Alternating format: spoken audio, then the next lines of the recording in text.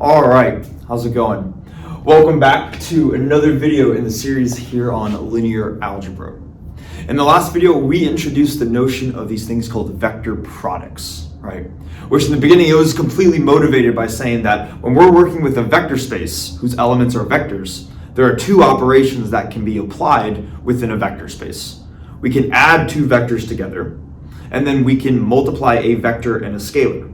But we said that the thing that wasn't defined in a vector space is multiplication between one vector and another vector.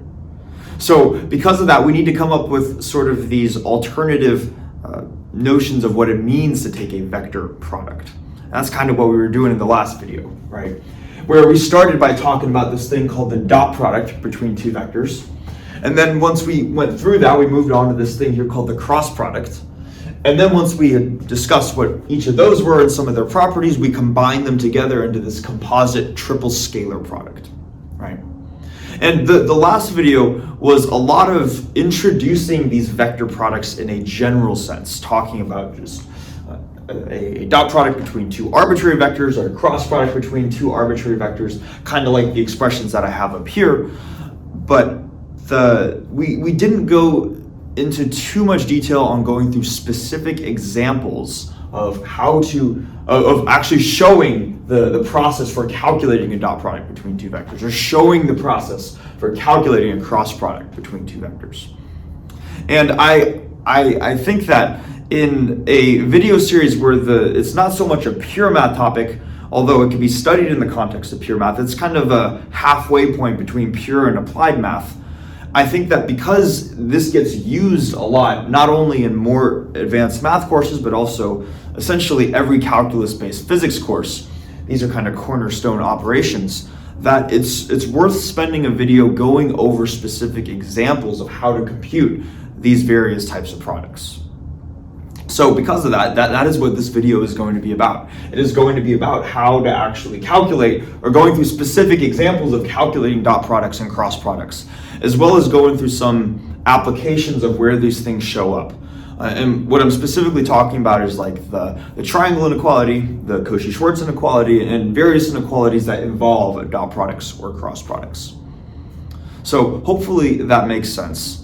Now, one more thing that I would like to say before, I guess, getting started with the video is that I recognize that when I say calculus is a prerequisite, or it's an assumed prerequisite for this channel, that could possibly mean that you have taken multivariable calculus before. And at least when I took multivariable calculus, or it's called Calc 3 in some places, dot products and cross products get introduced very early on. So I understand that for some people watching this might be completely review. The last video might have been review, and all of this video would be review as well. And what I would say is that if this feels like you are already familiar with dot products and cross products, then this video probably won't contain too much more new information. So I want to say that to save you the time of sitting through a video lecture, if you feel like you already are comfortable with this material. That being said, though, I never want to dissuade anybody from watching a math video. I think it is always a good thing if people want to just watch math for their own benefit. But just wanted to put that notification out there before we really jump into anything. Okay. But let's get started just recapping what we talked about in the last video before going through some examples. So starting with the dot product. The dot product is a product that acts between two vectors, A and B. And vectors, we came up with some different ways of representing vectors visually, or in terms of notation. One was kind of the one that we've been doing previously. We've been representing them as these column vectors. So a vector A has three components: an X component, a Y component, and a Z component. And these, if we're working in R3, that is, I guess, three-dimensional real space. So each of these components are going to be real numbers. And then same thing with the vector B. But then we also came up with this alternative notation to describe a vector in R3, where we have this I hat, J hat, and K hat notation, where hopefully we first remember that the hat over the vector indicates that we are working with a unit vector, or a vector that has a length of 1. And then I hat, j hat, and k hat are very specific unit vectors. I hat is the vector of length 1 that is pointing in the positive x direction. So maybe we could even write it up here real quickly. The I is 1, 0, 0, has a length of 1 and points only in the x direction. J hat is a vector of length 1 but points in the y direction, so it would be 0, 1, 0. And then k hat is just 0, 0, 1. It's a vector of length 1 pointing in the positive z direction. Okay. So let's say that we're working with these two vectors in R3 and we want to compute their dot product. There are two different sort of expressions that we came up with for the dot product. This top one right here was what we refer to as the algebraic definition of a dot product, where this is kind of the straightforward way that we can compute the dot product between any two vectors. So basically what we're going to do, and pretty soon we're going to say, let's compute the dot product between two vectors A and B. This is the definition we're going to want to refer to. Basically, we just take the product of the x components plus the product of the y components plus the product of the z components. And you can imagine too that if these weren't three-dimensional vectors, but maybe they were two-dimensional or n-dimensional, you would just take the product of each like dimension and then sum them up. If we were working in n dimensions, this would add all the way up through a sub n, b sub n, right? So this is a pretty straightforward way of computing a dot product between two vectors, but kind of the visual, more geometric picture is involved in this definition right here, where the dot product between two vectors is equal to the length of A times the length of B times the cosine of the angle between those two vectors. So if we had a vector A and we had a vector B, then the angle between them would be denoted by theta. And we can use this expression, this geometrical form of the dot product, to help us determine the angle between any two vectors. And we're going to be doing that in this video as well.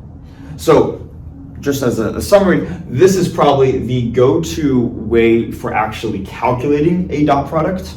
And this is a good way for calculating the angle between two vectors using the dot product. And then one final note too, now that it's coming to my head, the dot product, it takes in two vectors, that's why we're calling it a vector product, but it outputs a scalar. It outputs simply a real number rather than some additional column vector. So this quantity right here, it's just a long way of representing some number, and that's what we have here as well. So that was with the dot product. And then with the cross product, if we were still working with these vectors A and B, then their cross product, A cross B, is going to be the magnitude of A times the magnitude of B times the sine of the angle between them, where theta right here is represented by the same theta right here, but now we're just taking the sine of it. But notice that unlike with the dot product, who takes in two vectors and spits out a scalar, the cross product takes in two vectors, but it spits out another vector.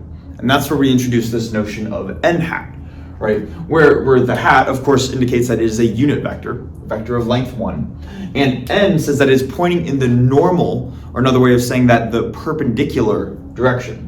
And we ask, what is it perpendicular to, or what is it normal to? It is normal to both A and B. If A and B are on the whiteboard like this, then maybe the normal hat vector would be pointing out of the board, because this whiteboard marker is perpendicular both to this vector and this vector. Okay. And we also we sort of described a process for calculating a cross product. And essentially we put it into this 3x3 grid, which admittedly won't make a whole lot of sense right now until we talk about determinants later on. But you're going to kind of have to just take my word for it that this is a way of calculating a cross product between two vectors. And we're going to go through examples rather than just me describing that process a single time in the last video. Okay. So hopefully all this makes sense. What I want to do now, just erase this board, and then we're going to start writing out some specific examples of vectors, and we're going to go through looking at their dot products and cross products.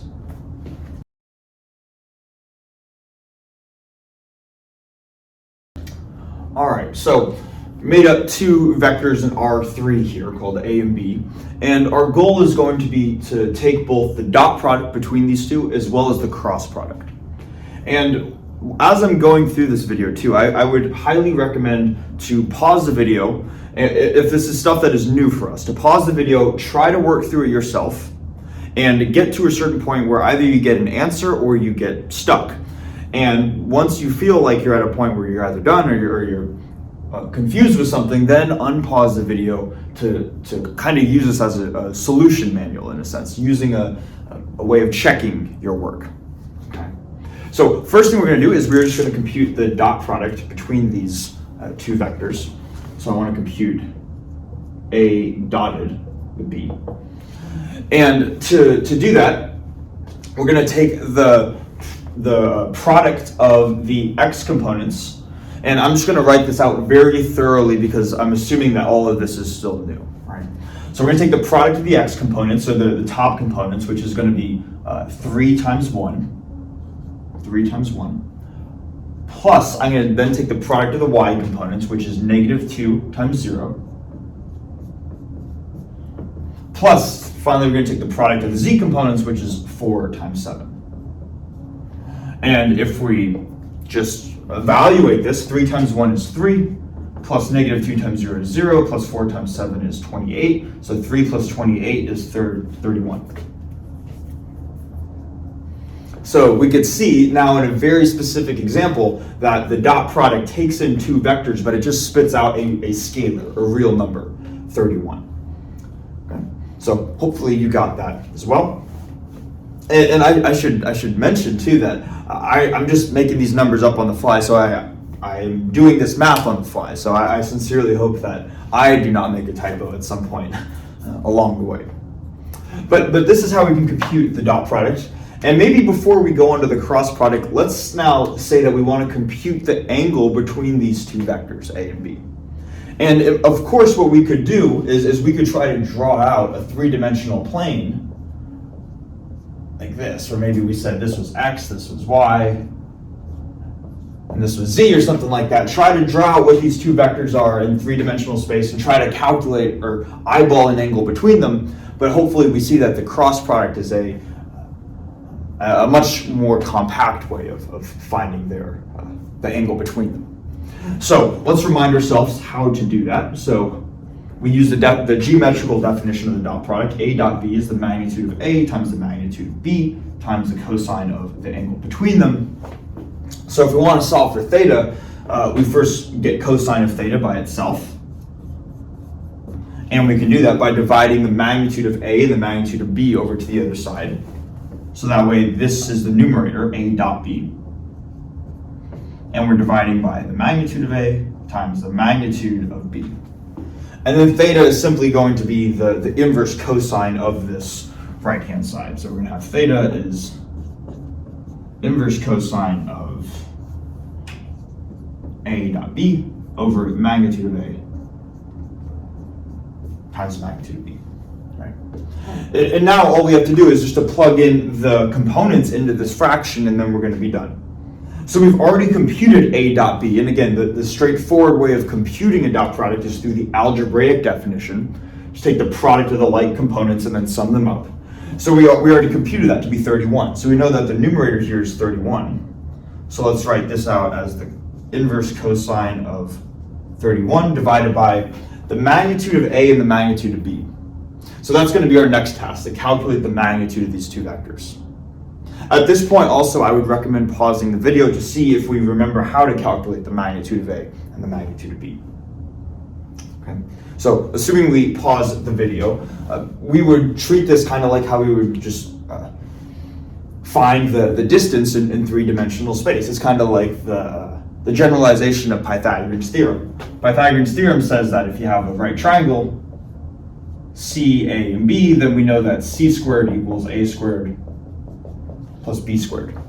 But if this is, what we're really doing is we're taking the length of a vector, or that's what we're trying to find, the length of A and the length of B. And this vector, this arrow, has an x component, a y component, and a z component. So what we're really doing is we're squaring the x component and then adding it to the square of the y component, plus we're adding to the square of the z component. So that's just what we need to do to calculate the magnitude of these two vectors. So I'll do that up here. First, starting with the magnitude of A, we know that the magnitude, and then of course to take the square root, right? If we want to find the length, if we want to find c, and we know that c squared is a squared plus b squared, c by itself is the square root of that. So to find the magnitude of A, we need to take the square root of 3 times 3 squared plus the y component squared, so plus negative 2 squared, plus 4 squared.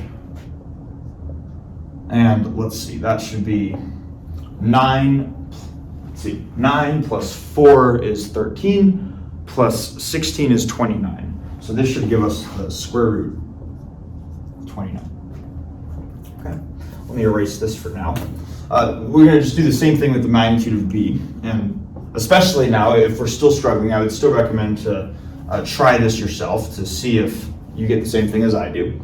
But we would have the x component squared, so we have 1 squared plus 0 squared plus 7 squared, which is just going to be 1 plus 0 plus 49, which is just the square root of 50. So then, if we wanted to solve for this angle theta, and I'll do that finally down here, theta is equal to the inverse cosine of this, which is the inverse cosine of a dot b, which we said was 31, divided by the magnitude of a, which we just found to be the square root of 29, divided by the magnitude of b, which is square root of 50. And then you plug that into your calculator, or whatever our cosine of 31 divided by root 29 times root 50 is, that would be your answer. Okay, so that is how, whatever this number is, that represents physically the angle between these two vectors in three-dimensional space. Okay. Hopefully that makes sense. What I want to do now is to say, okay, we have computed the dot product of these two vectors. Now let's go on to calculating the cross product between these two vectors. So I'm going to erase the board and then we're going to go through that.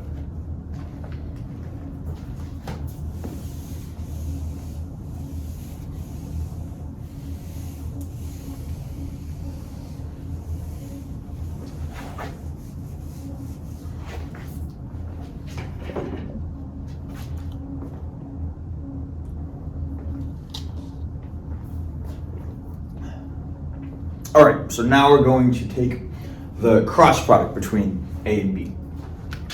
So let's take A cross B like this.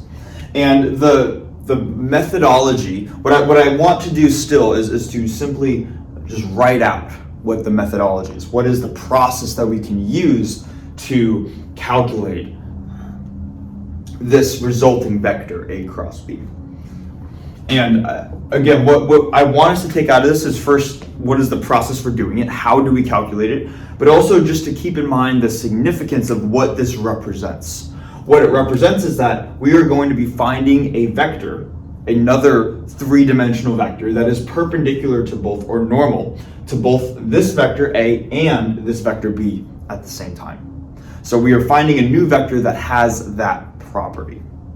Okay. So that is the significance of what we are doing. That is, when we end up getting an answer, it is going to be perpendicular to both this and this.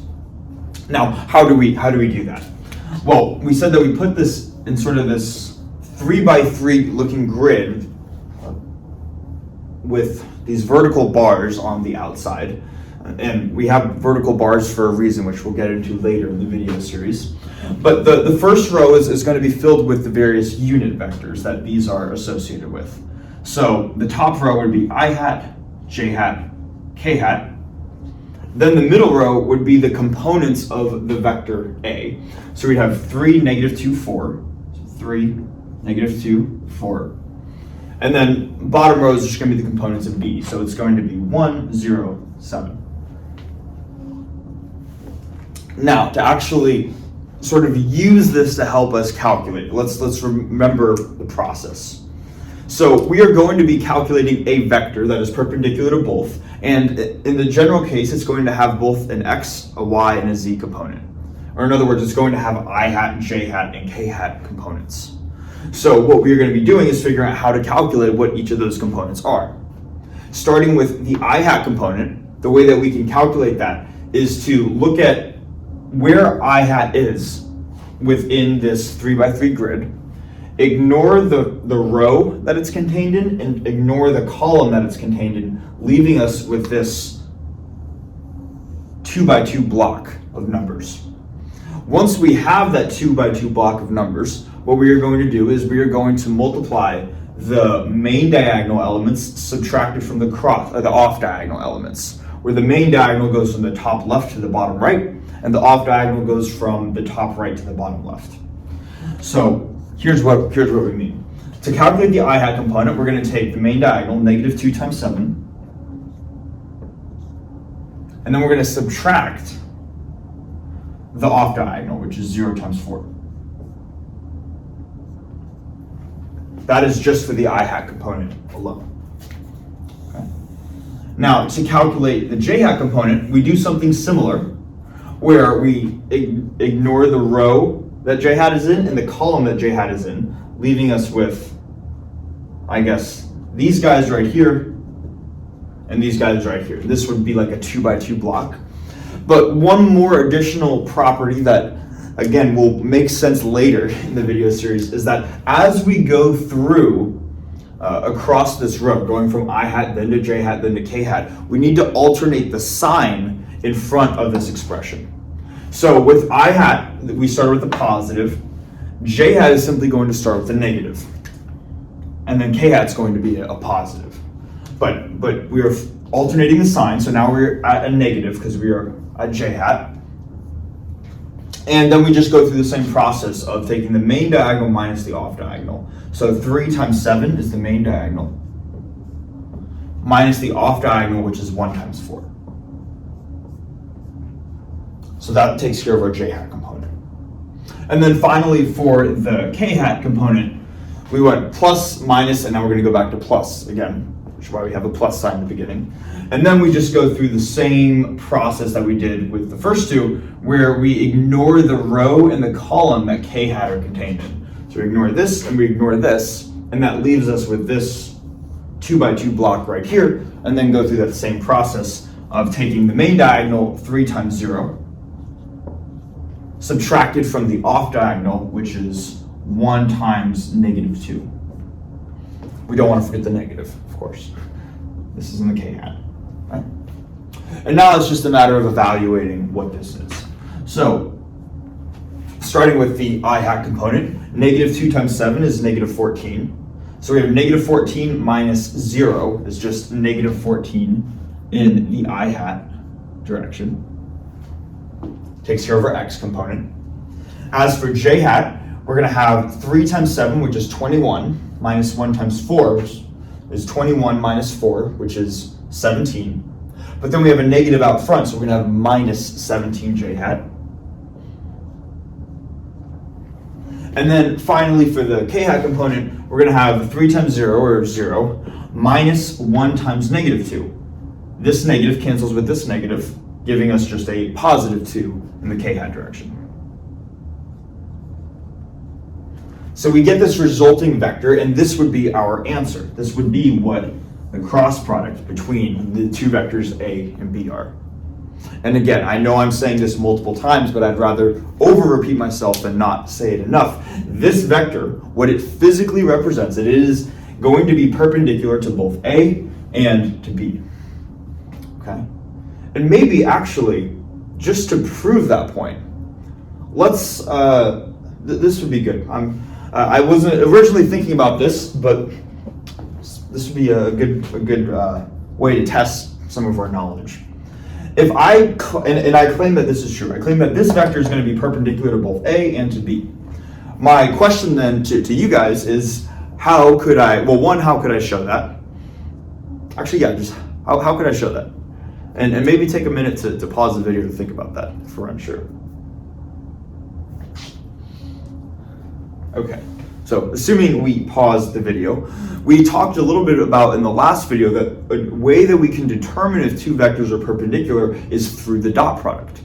So if we remember, with the geometrical definition of the dot product, A dot B is the length of A times the length of B times the cosine of the angle between them. The two vectors are perpendicular if there's a 90-degree angle between them, right? So that would mean theta in this expression here is 90. And hopefully we know that the cosine of 90 or cosine of pi over 2 radians, that's just 0. So in other words, we have something times 0, which means the right-hand side is 0. So when the dot product is 0, that's when two vectors are perpendicular. And this will be a very common thing just throughout whatever class that involves this is, or whatever type of problems you're working on. Determining whether two vectors are perpendicular will always involve taking the dot product between those two vectors and determining that it equals 0. So let's do that, because this vector in theory, and I haven't worked it out yet, but it should be perpendicular to both A and B. So let's take the dot product between this and either of the two, and I should get 0 regardless of which one I choose. I should get 0 for both. For the sake of time, I'll only do the dot product for one. Maybe I'll do it for A, and I'll let you do B by itself.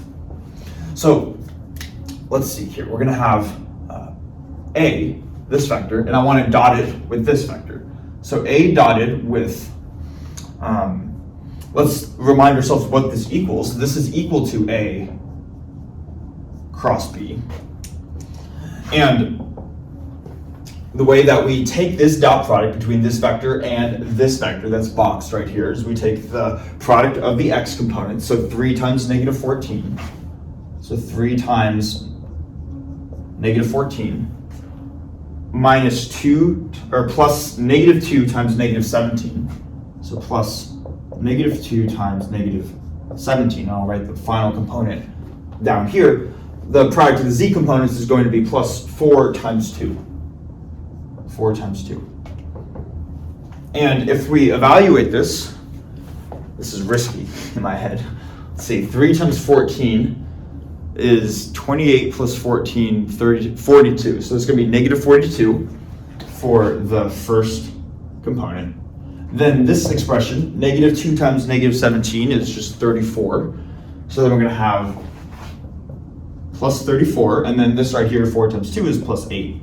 And hopefully we know that 34 plus 8 is 42, so we get negative 42 plus 42 equals 0. And because it's 0, that is just a confirmation. This is a way of showing that the vectors A and B are perpendicular. Hopefully this makes sense. One more thing now that I'm just thinking about this. So this like stuff seems to just be coming up that is worth mentioning if this is the first time seeing these operations. If we ever have, notice that this right here actually is simply the triple scalar product. This is one way of writing. This is the same thing as, and I know this is getting messy, but this is same thing as writing that, right?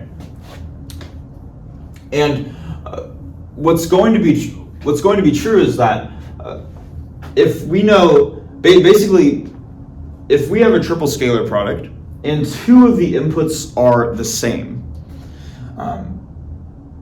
well, I should say if the second input or the third input is the same as the first one.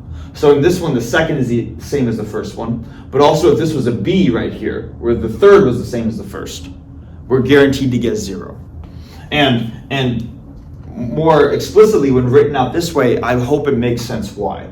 Because when we take this quantity in parentheses, we know that the output vector from A cross B is going to be perpendicular to both A and B. So whatever this thing is, if we dot it with A, we should get 0. If we dot it with B, we should also get 0.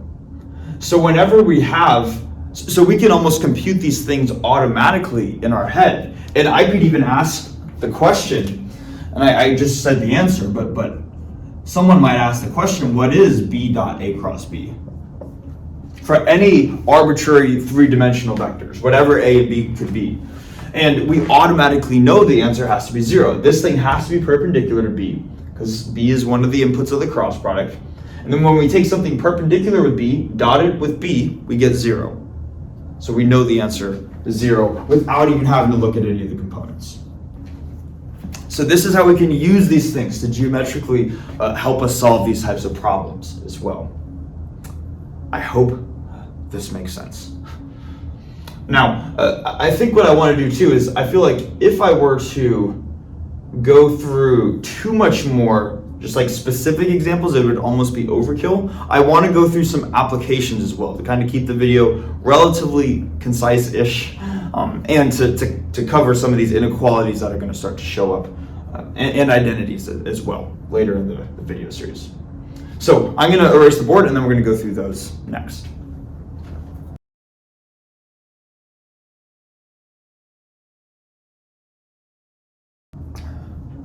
All right, so first sort of application of these dot products and cross products. And I should mention too that the main application that we're going to be, or main applications that we're going to be looking at involve dot products.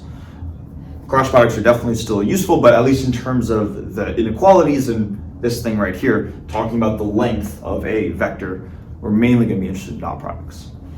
So if we want to calculate the length of a vector, which we've done before, which we've just done in the past whiteboard, another more, I guess, fancy mathematical way of describing the length of a vector or its magnitude is the norm of a vector. And I mention this just so in case you hear the phrase norm, that when they ask you to calculate the norm of a vector, what they mean is calculate its length. And this won't show up too much in this video series. More if we get into a further linear algebra series at some point in the future will that become important. But let's just say, for example, that we have some vector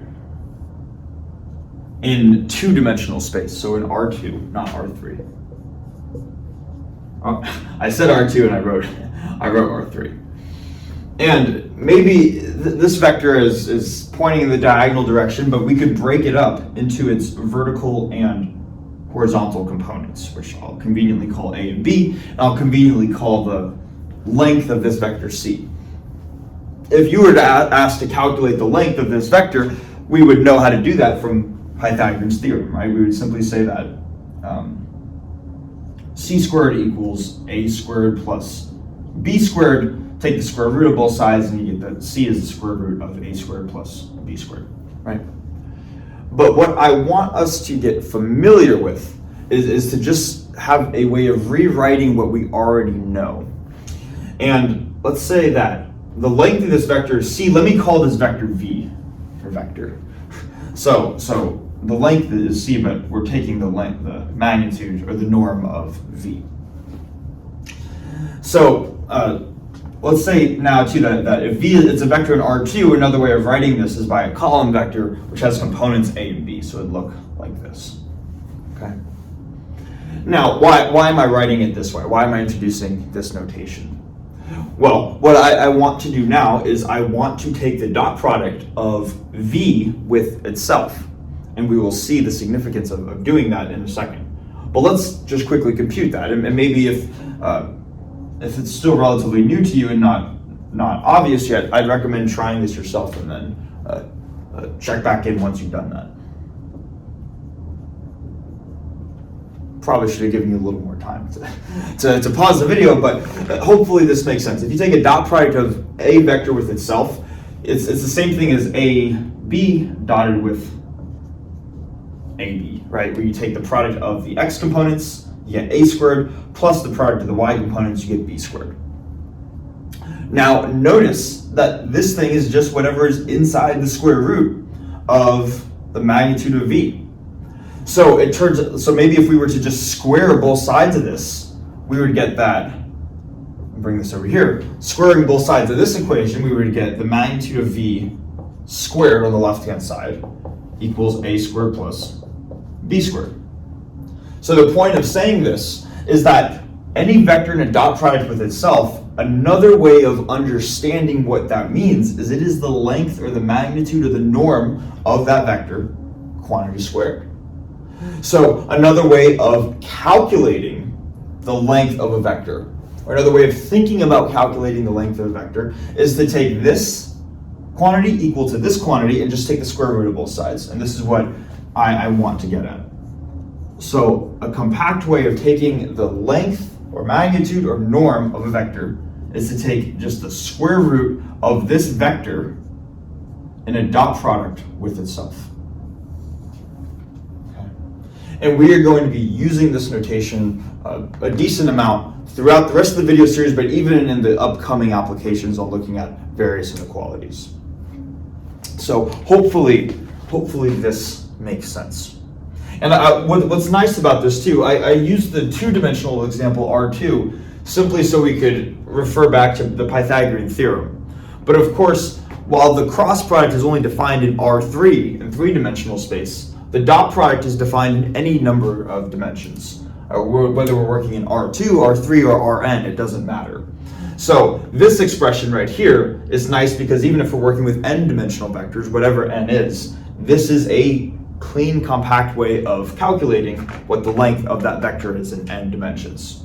Whereas before, what we've been doing is using our intuition of Pythagorean's theorem to help us calculate these vectors. Okay. So hopefully that makes sense. What I'm going to do now is I'm going to erase the board, and then we're going to go over the first inequality. And I'm not sure which one I feel like doing yet, but I'll write one of them out there.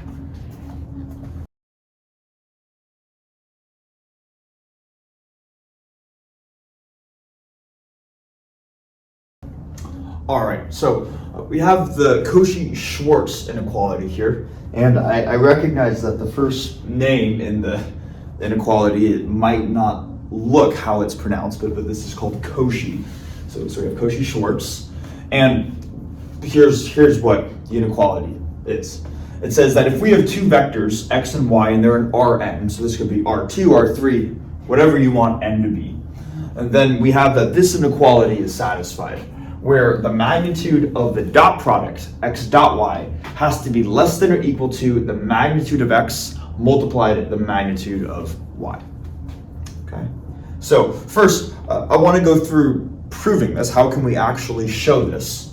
And then second, I want to maybe provide some intuition on why this might make sense and why, even if we don't remember the details of the proof, we can still have this expression at our disposal. So let's go through proving this. And what I want to do is I want to look at a very specific convenient vector called x minus lambda y. Now here, x and y are the vectors in Rn, but lambda here, notice it doesn't have this half arrow over the top, so lambda is just a scalar. We can say that lambda is an R. And hopefully that makes sense too, right? If we're going to multiply something by a vector, this thing better be a scalar by the axioms of a vector space. So I want to look at this quantity right here, and I want to take its magnitude squared. And I immediately know that the magnitude of this thing squared has to be greater than or equal to 0. And here's why. We just showed that the magnitude of a vector squared is the same thing as this vector in a dot product with itself. So we could rewrite this left-hand side as x minus lambda y in a dot product with itself, in a dot product with x minus lambda y, greater than or equal to 0. And we know that this has to be true because one of the properties, or one of that a dot product must satisfy, is that if you take a dot product with a vector and itself, it is going to be a positive definite quantity. In other words, this is essentially satisfies one of the requirements of a dot product, or of the dot product of n inner product. I'm making this probably using too many phrases here. Basically, if we have a vector and a dot product with itself, it's going to be greater than or equal to 0, and it's only going to equal 0 if this vector by itself is the 0 vector. Okay. So it comes from the axioms, or just one of the fundamental properties of dot products, which we talked about in the last video. So if this is true, what we can do now is we can expand this left-hand side out. And this will be good practice too, figuring out how to expand with dot products. So first we're going to have x dotted. It's like standard foiling, standard expansion. We first take this with a dot product with this. So x dot x, another way of writing x dot x is the magnitude of x squared. And then plus this times this, plus this times this. And hopefully we remember that the dot product is symmetric. So actually, you know what, maybe let me just be very thorough in the beginning. We're going to have this times this, which is going to be minus, we can bring the scalar out front, minus x dot y. And then for this term times this term, we're going to have minus lambda y dot x. Like that. And then for the final term, this times this, we're going to have two negatives, so plus, two factors of lambda, so lambda squared, and then y dotted with itself, or in other words, the magnitude of y squared. This left-hand side has to be greater than or equal to 0. Now, what I wanted to say was that hopefully we remember one of the properties of a dot product is that it is symmetrical. In other words, x dot y is the exact same thing as y dot x. So we can write this a little more compactly as minus 2, let me do this here, minus 2 times lambda times x dot y, like this. Okay. So that, again, just comes from the properties of the dot product. Now, notice here too, if we have this minus this plus this is essentially a quadratic equation in lambda. We have something times lambda squared plus something times lambda plus a constant in terms of lambda. So if we were to rewrite this, just so that it's very clear that this is a quadratic expression in terms of the variable lambda, the scalar lambda, this is what we would get. So we get minus 2 x dot y times lambda plus x squared has to be greater than or equal to 0. Okay. So hopefully this makes sense up until this point. And if it does, that's good, because now we're going to almost go back to some of the fundamental properties from just introductory algebra that we've learned in middle school and high school. And to just think about whatever this thing is, what that would look like visually on a graph. We know if we were to plot it in terms of lambda, like if this whole left-hand side was, we're going to plot this, if the whole left-hand side was written as some function f of lambda, and the horizontal axis was just lambda, you can imagine if we were going to plot this, the fact that this left-hand side is greater than or equal to 0 tells us something about what the graph looks like. First, we know that this is quadratic in lambda, so it's going to be a parabola. And because we have the magnitude of something squared, we know it's going to be concave up, right? Did I say that? It's going to look like a smiley face, not a sad face. Is that concave up? I believe so. Mixing up terms in my head. And point of this, it's going to be some sort of parabola pointing up. And the fact that it is greater than or equal to 0 tells where it's going to be 0 only at one point. And that's in the case where this vector x minus lambda y equals 0. That means that even in the case, in like the most general case possible, we're going to have some parabola that will reach 0 at one point and then be strictly positive for every other point on the parabola. So it only reaches the 0 point a single time, okay? That's what I want us to get out. You can imagine if we were to plot that, it might look something like that, okay? And if that makes sense, hopefully that's good, because what we are trying to inherently do, usually you can imagine if we have something times lambda squared plus something times lambda plus some constant, the thing that should immediately pop in our head from algebra is we want to apply the quadratic formula to solve for the roots of lambda. In other words, what values of lambda on this horizontal axis are going to satisfy this equation when it equals 0? But we know that because this function is strictly greater than or equal to 0, that it's only going to be 0 at most at a single point.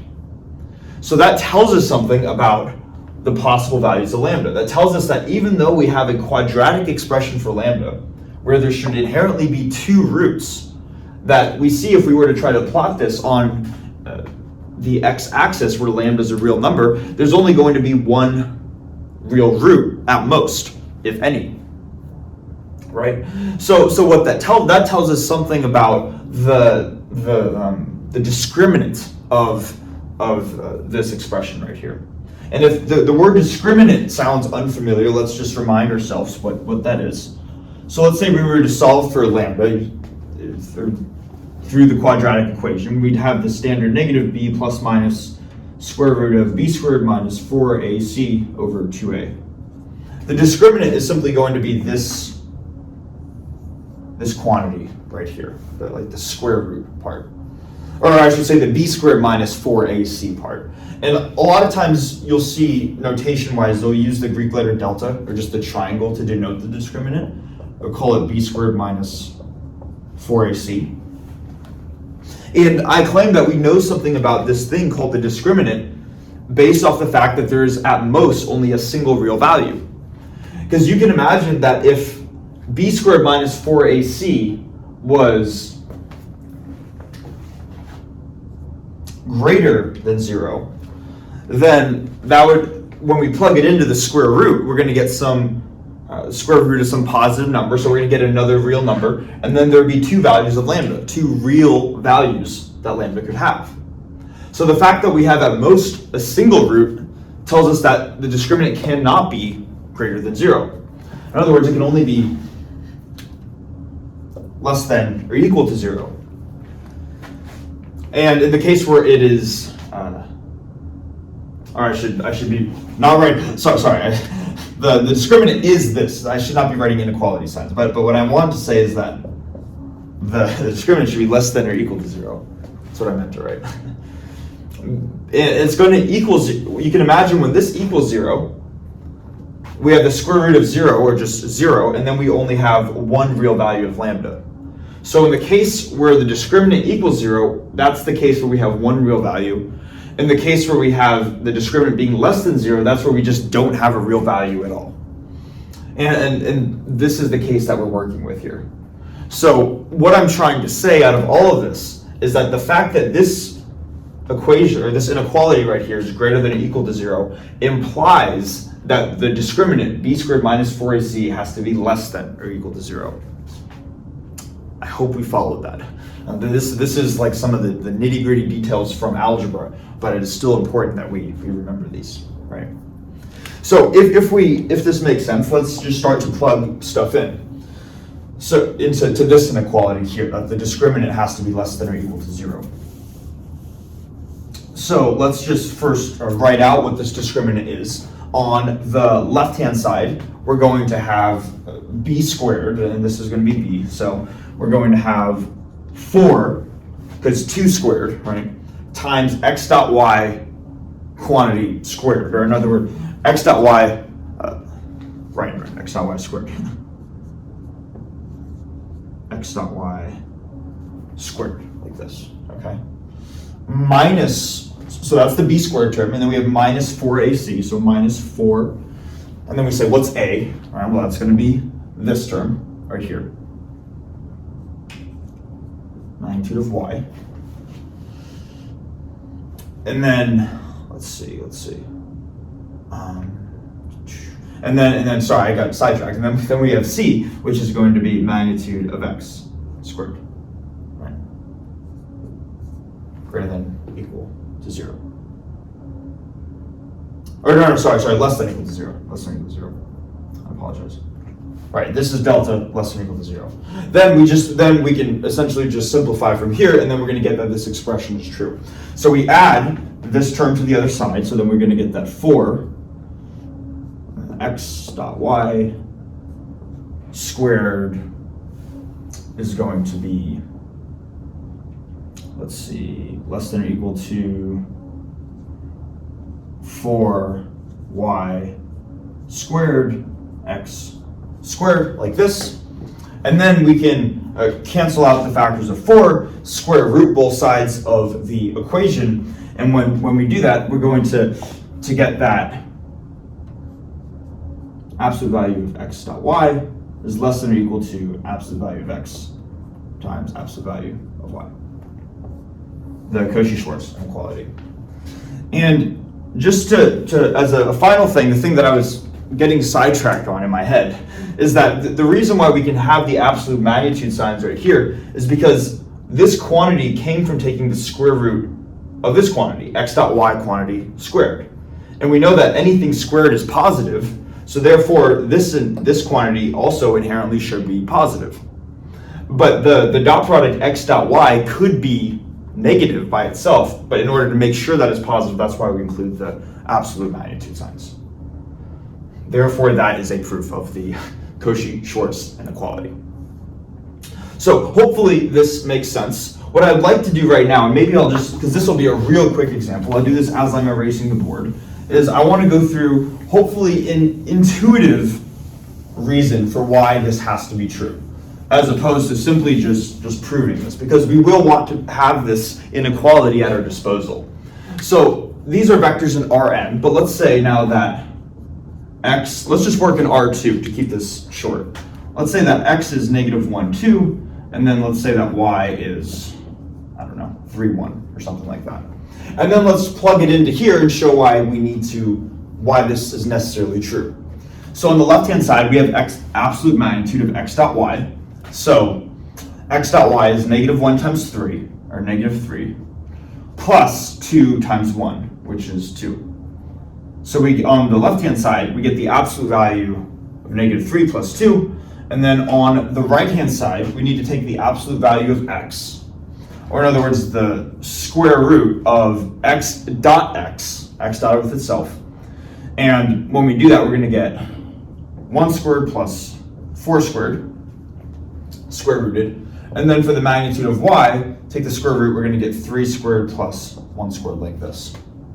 If we simplify this, negative 3 plus 2 is absolute magnitude of negative 1, is less than, let's see, this is going to be, negative 1 squared plus 2 squared is 4. I apologize for the typos. Negative 1 squared, I guess like that, becomes 1 squared. Negative 1 squared plus 2 squared, 3 squared plus 1 squared, yeah. So this quantity right here becomes 4 plus 1, or square root of 5. This quantity right here becomes 9 plus 1, or square root of 10. And we can see that 1, take the absolute magnitude sign, is going to be less than or equal to the square root of 50. But here's what I want you to get out of this, rather than just the intuition from a specific example, is that notice that I specifically chose an example where we have a negative component for one of the vectors.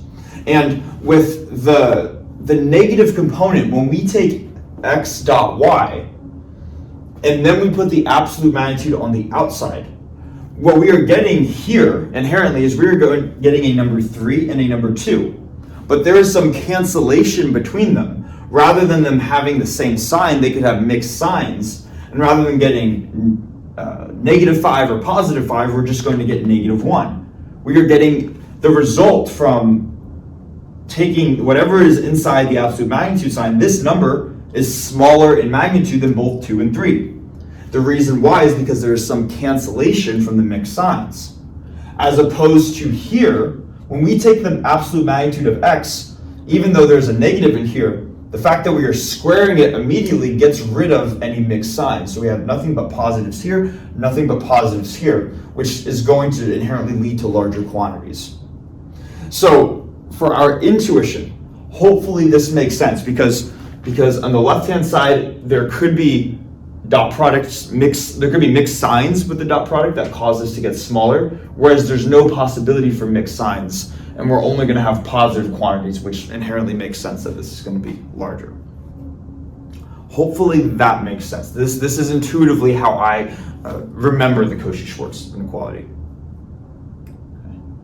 What I'm going to do now, almost done, I quickly want to go through the triangle inequality, and then we'll call it for this video.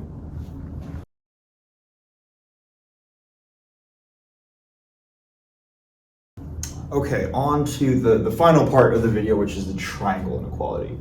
And triangle inequality is simply this one right here. And we're going to do something similar. We're going to first prove it rigorously, and then we're going to try to provide some intuition for it as well. So we have this at our disposal when we go through some of the problems on the problem set. So let's do the first step though. Let's actually prove this. So proof. What we can do is a similar tactic to what we did in the last proof, where we are going to start with x plus y. We had x minus lambda y, here we're going to have x plus y, and we're going to take its absolute magnitude squared. And when we do that, that's the same thing as the dot product of this vector with itself, so x plus y dotted with x plus y. And I should mention too, like with the last one, because we're working with dot products and because the Cauchy-Schwarz equality, which we're going to use, is applicable in Rn, any number of dimensions, same thing is going to apply here. Triangle inequality, this holds regardless of whether we're working in R2, R3, or R whatever. So we have this expression right here, and then we're just going to do the same standard expanding this out. So x dot x, or the magnitude of x quantity squared, plus x dot y plus y dot x. We know those are symmetric, so this is plus 2 times x dot y.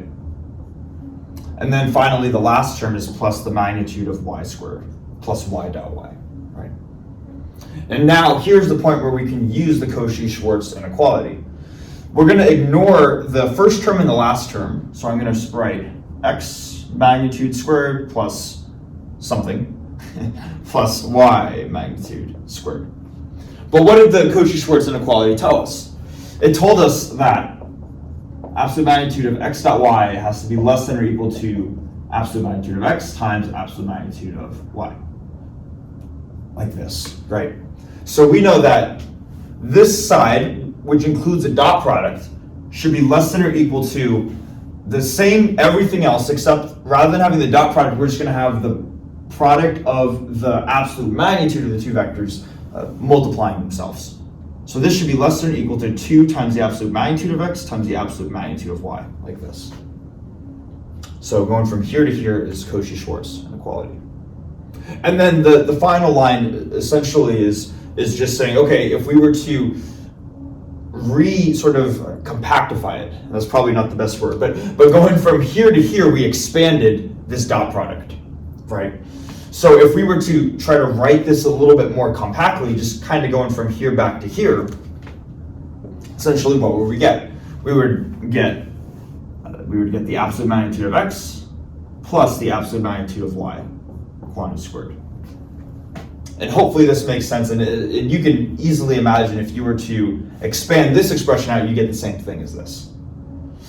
Point of all this is that if this equals this, which is less than or equal to this, which equals this, then we're going to have that absolute magnitude of x plus y quantity squared is less than or equal to this guy right here. Absolute magnitude of x plus absolute magnitude of y quantity squared. Take the square root of both sides, and we get the triangle inequality. Okay, so that would be the proof for it. Now, what is the intuition though? Why is it called the triangle inequality? Because this does not seem like there are any triangles. We have drawn many triangles in this picture, right? Or in this proof. And what I want us to remember is that what is the visual picture that we should have in our heads when we add two vectors? And we talked about this a little while back now when we were talking about just kind of the visual intuition for vectors. Where if I were to have some vector x, and then I want to add it to another vector y, the way that we visualize the addition of vectors is going from the tip of one vector to the tail of the other vector. Right? And then if we were to add them in two different steps, that creates a composite vector, which I'm going to draw like this, which is simply going to be the sum of these two vectors, x plus y. This. Okay. And hopefully you can see that we can draw some sort of triangle from this vector addition picture that we can have in our heads. And what the triangle inequality states is, let's say that we are kind of maybe we're in a race or something, and this is the starting line to the race, and this is the ending line to the race. And there are two different paths that people could take. One could be just the immediate straight path from the beginning to the end, going in a straight line. And then the other way is if someone took kind of this alternative route where they go this way and then they go back down this way. And you can imagine if two people traveling at the same speed are traveling along these two paths, the person that is going to get there quicker is the person that just travels in a straight line rather than making this detour. So what we're saying is that the length of this vector, or the magnitude of x plus y, should be less than or equal to the length of this, magnitude of x, plus the length of this, magnitude of y. And because this forms a triangle, that's why they call this a triangle inequality. The case where the triangle gets, like, how do I even draw this? Where it gets thinner and thinner, that's probably not the right word, but as like this peak gets pushed down and these two separate paths get closer and closer to the overall sum, the case where they reach each other, that's when we have an equality, and when magnitude of x plus y equals the magnitude of x plus the magnitude of y. Okay. So hopefully this makes sense. But yeah, I think I'm going to call it here. I feel like this video I can't tell, but I feel like it's gone on long enough. But thanks so much for watching. I hope that if these things called vector products are new to you, that this helped kind of demystify and help clear up how to actually apply them, as well as some interesting applications that we'll be using going forward. So yeah, thanks so much for watching, and I will see you in the next video.